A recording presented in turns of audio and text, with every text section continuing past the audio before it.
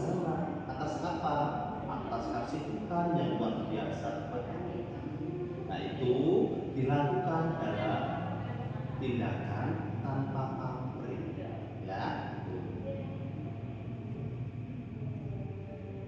Siapa saja yang boleh terlibat dalam pelayanan di gereja?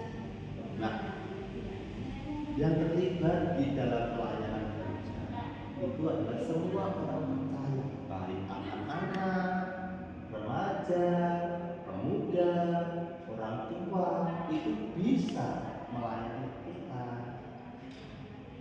Pak Eko, di mana saja pelayanan ibadah dilaksanakan?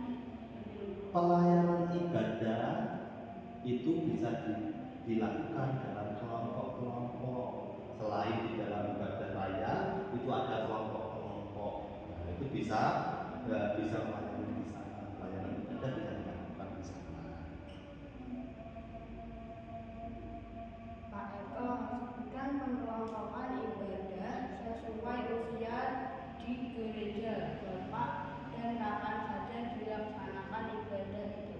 Nah, pengelompokan di gereja di tempat ini itu ada beberapa macam. Yang pertama ada kelompok anak, itu ada komisi anak, dilaksanakan pada hari Minggu jam 7:30 pagi, ya.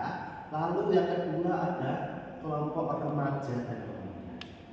Ya, itu ada persekutuan remaja dan pemuda, dilaksanakan setiap hari Jumat jam 7 malam.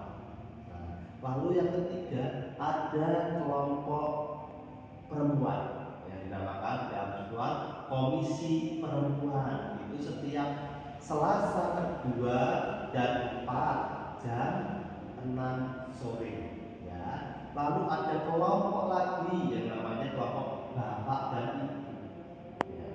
Ini yang itu adalah bapak-bapak dan ibu-ibu yang memiliki anak, biasanya seperti itu dilakukan setiap Rabu pertama dan ketiga jam 7 malam. Lalu yang terakhir adalah ada yang namanya persekutuan keluarga. Persekutuan keluarga itu dilaksanakan di hari Rabu, setiap Rabu kedua dan 4 jam 7 malam di rumah-rumah warga jemaat. Nah, itu adalah pengelompokan ibadah di tempat ini yang bisa dipakai untuk pelayanan gereja. Sebelum ibadah, Pak, bagaimana cara Bapak meningkatkan keimanan jemaat di gereja? Selain ibadah, untuk meningkatkan keimanan jemaat, tentu gereja ini ada kegiatan-kegiatan, program-program yang bisa dipakai. Tentunya satu, pertama ada yang namanya Gema. Apa itu Gema? Mau tahu? Gema itu singkatan dari Gemar Membaca Alkitab. Nah, itu akan dibagi kelompok-kelompok. Setiap kelompoknya ada mentornya. Nah, di situ kita akan belajar bersama, membaca Alkitab bersama. Pada satu grup belajar dari Kejadian sampai Wahyu. Nah, di situ bisa merenungkan firman Tuhan, di situ bisa bertanya kalau tidak tahu. Misalkan ada ketika membaca ada yang tidak tahu, ditanyakan di situ sama teman-teman. Kalau nggak bisa, ditanyakan ke mentornya. Kalau mentor nggak bisa, ditanyakan ke Tuhannya. Itu Gema. Yang kedua, untuk meningkatkan iman jemaat itu ada yang namanya kunjungan. Ada yang sakit dikunjungi, ada yang sudah lama tidak hadir dikunjungi, dan ketika ada pergumulan lain juga dikunjungi, misalkan ada bencana juga dikunjungi supaya apa? Menguatkan iman bersama kita. Dan ada beberapa kegiatan yang sudah dilakukan untuk meningkatkan iman jemaat. Ya.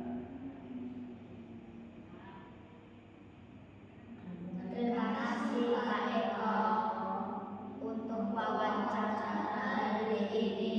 Tuhan Yesus memberkati. Terima kasih juga, tetap semangat sekolahnya ya, rajin belajar.